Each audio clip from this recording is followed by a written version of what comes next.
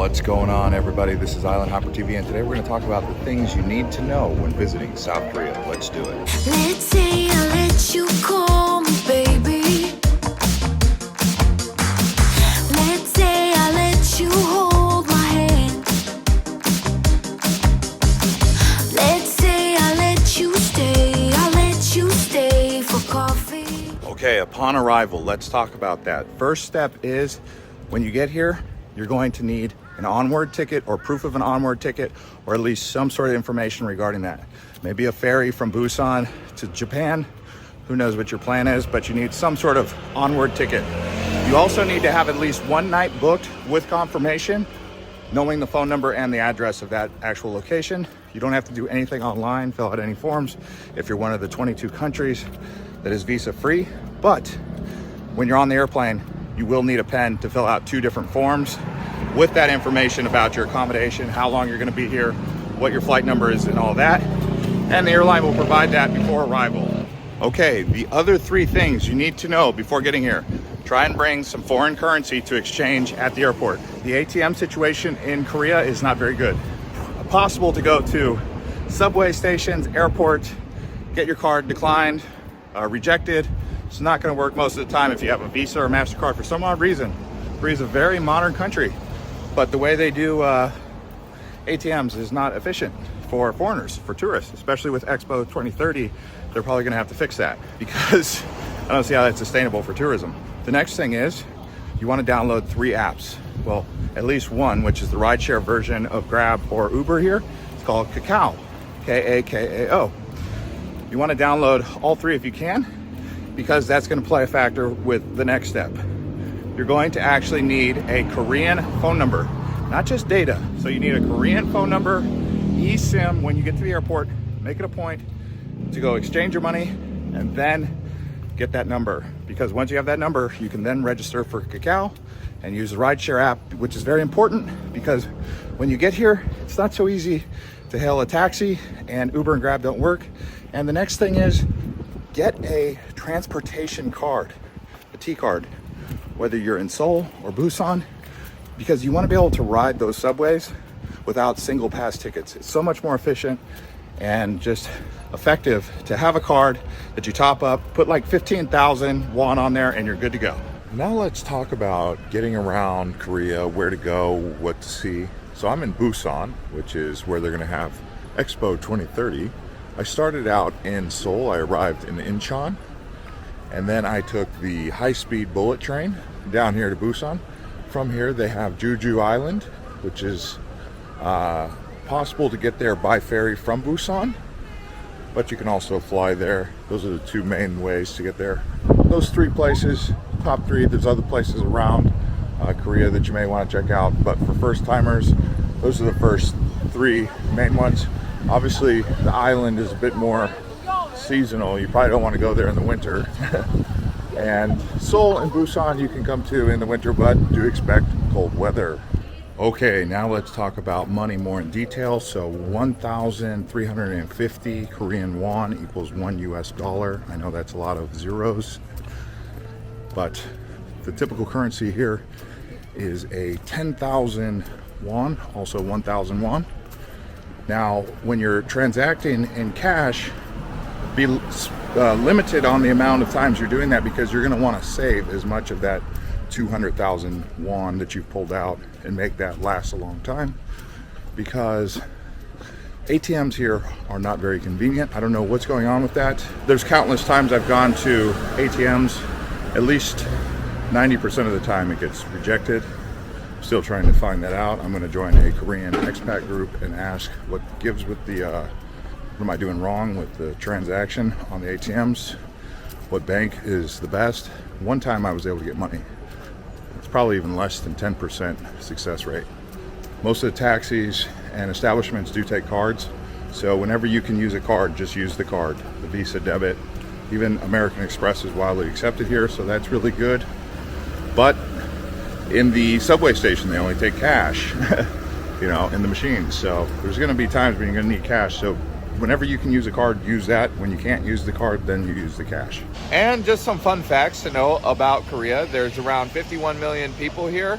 While here, do be sure to try the Korean cuisine. Korean food is some of my favorite cuisine in the entire world. We'll be showing you more of the food here in this video. Also, bear in mind, the Korean peninsula is now split in two, North Korea and South Korea. The central line there is called the DMZ, the Demilitarized Zone.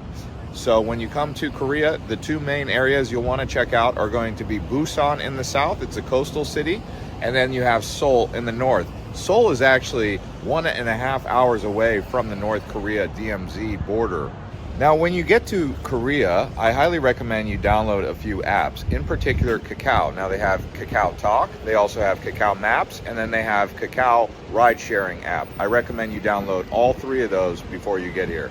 So, in my opinion, the app Kakao is not foreigner friendly.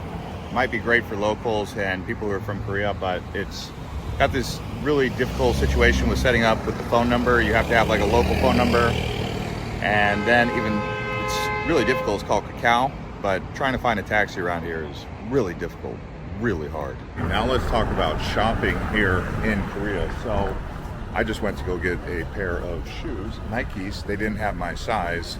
I'm a size 12 US. It's big, but it's not that big. So I've realized all across Asia, but here in Korea in particular, finding the right size is not so easy. Most people here are very skinny, so if you're plus size, triple X, double X, whatever your size is, that might be difficult. But also people are a little bit shorter than most Western countries or wherever you're from, I don't know. I'm 6'2", so I found it to be a bit difficult to find clothes here. In Thailand, at least, I could go to a custom tailor and they could tailor my clothes to my length and my size. So I'm sure if you're a lady, you're also going to have the same kind of problems, but not that bad. It's just some things to consider about clothing. When it comes to electronics and markets, there's plenty of these night markets or cheap markets, cheapo markets. You'll find them all across Busan or Seoul. You just type in best night markets or best markets and you'll be able to find little bags like this for great prices, luggage, suitcases, backpacks, really good prices, much more affordable than going to a shopping mall like Lotte. The Lotte malls, very expensive. But anyways, just wanted to let that be known. Plenty of electronics here. If you need camera gear or whatever, that's a good thing, right? Now let's talk about safety in South Korea. So for the most part, it is a very safe country. There are some things that you may want to be on the lookout for, such as very crowded areas. For those of you who remember, in 2022, there was a stampede that happened during the Halloween season.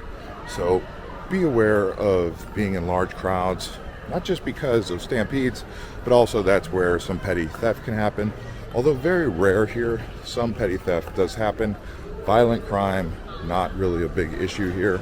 Although you should take general precautions when visiting any place, avoiding dark alleyways at nighttime, avoiding being out past 12 o'clock in shady areas, aside from your hotel or maybe a pub. But even then, always stay on guard. But the main point, very safe place. Very, very safe. Now let's talk about language and communication here. It's very difficult to communicate unless you speak Korean. So it doesn't matter if you speak English as your universal language. It's not widely spoken here. I use a lot of Google Maps because they have that little speaker on there. That helps me tell the taxi driver where I'm going. I just push that button. Also using Google Translate can help, but it is really difficult.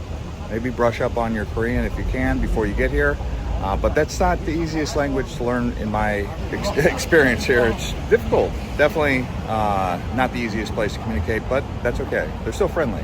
Now let's talk about transportation. You can see a taxi, a bus. They also have the train to get around. So you're definitely going to want a T card. Not all the T cards look like this one, but they vary. You can get different styles and different designs, but definitely get a T card. This is your public transportation gateway. Save a lot of money. Something I want to say about riding the metro, the trains, in order to top up your card, you actually have to pay cash. So you're going to need cash for that.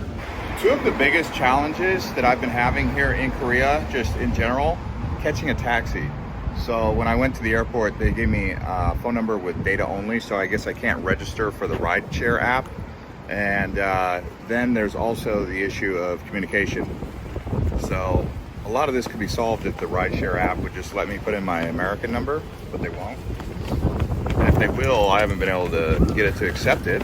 But this is really something that is frustrating for tourists, especially if they're going to prepare for World Expo 2030. They might want to solve that little coinky-dink. So I'm just stopping in for some lunch here.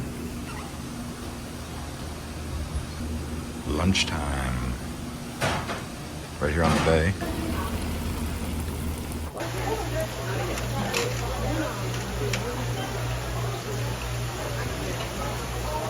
Also,